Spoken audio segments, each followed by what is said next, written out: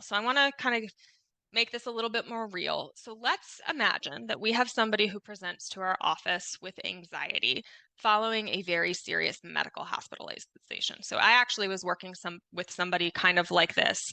I'm going to change some details. This individual had a chronic cardiovascular condition. He was born with it, and it resulted in him having to have multiple cardiac surgeries. And he actually ended up being on a ventilator after each of those surgeries.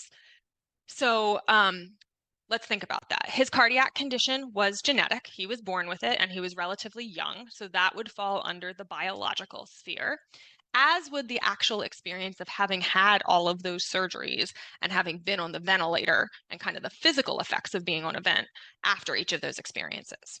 Now, the reason this person came to therapy is he was having a really hard time coming off the ventilator after the last surgery. Like it was not good. And so he had a lot of difficulty catching his breath, and it was a really traumatic experience just getting off the ventilator. And so he had become really hypervigilant to his breathing sensations. And anytime that he had any kind of shortness of breath or change in his breath pattern, he was having anxiety and panic symptoms, kind of at that initial sign. He was also really worried about his future.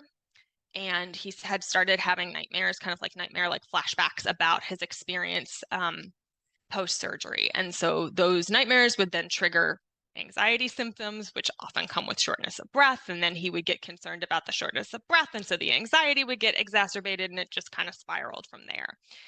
He also kind of came in saying that he was really reluctant to do anything because he was really worried about causing shortness of breath. And so his world had become very small. He was very isolated.